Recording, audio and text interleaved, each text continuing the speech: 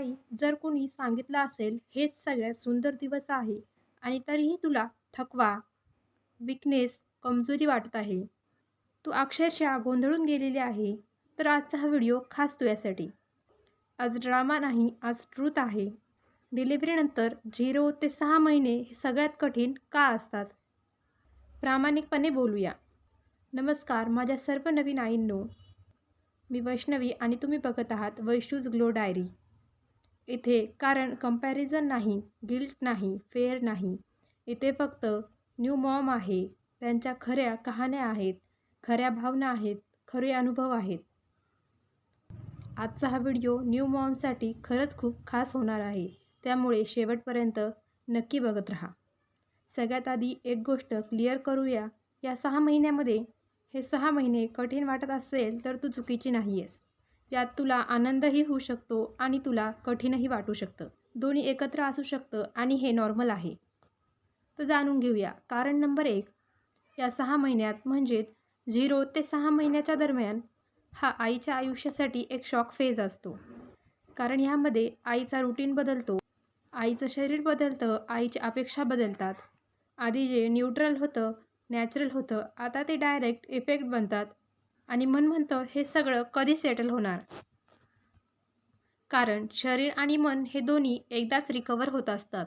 डिलिव्हरीनंतर शरीर हे हील होत असतं. पेन, वीकनेस, थकवा, अशक्तपणा येणे, पेन होणे, mood swings, ups and downs आणि त्या वेळात मनही हील होत असतं.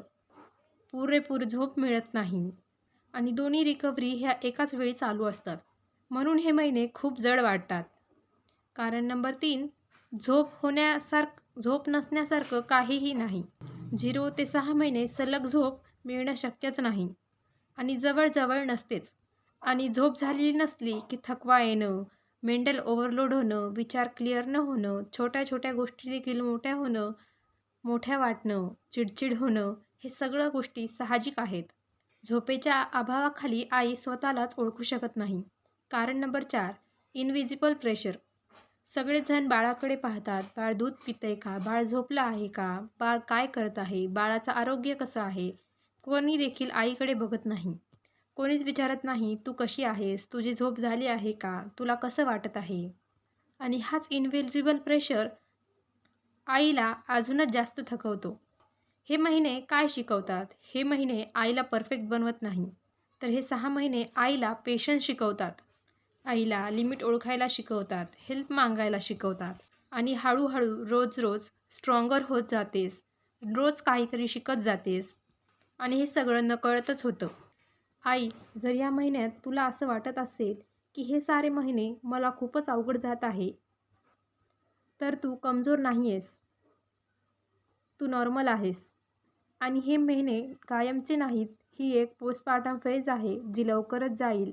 पण हे महिने तुला पूर्णपणे बदलून टाकतील. जर हा व्हिडिओ पाहून तुला थोडंसं शांत वाटलं असेल, तुला मला कोणीतरी समजून घेत आहे असं वाटलं असेल, तर आत्ताच सबस्क्राईब कर वैशूज ग्लो डायरी. कारण आपण रोज नवीन अशाच कंटेंट आणत आहोत, ज्याने मॉमची हेल्प होईल, मॉमच्या भावनांना समजून घेतलं जातील.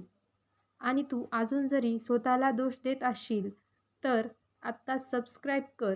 कारण आपण ठरवलं आहे कोणत्याही आईला एकटं वाटू द्यायचं नाही. आईला गिल्ट नाही, क्लॅरिटी देणं, तिला सपोर्ट करणं हाच आपल्या चॅनलचा मेन उद्देश आहे. त्याच्यामुळं स्टे ट्यून राहा आणि हा व्हिडिओ संपल्यानंतर डिलिव्हरीनंतर खूप थकवा का येतो हा व्हिडिओ नक्की जाऊन वॉच कर. कारण तो ह्या व्हिडिओशी खूप जास्त रिलेटेड आहे. तुझे सारे प्रश्न तो त्या व्हिडिओतून नक्की सॉल्व करेल.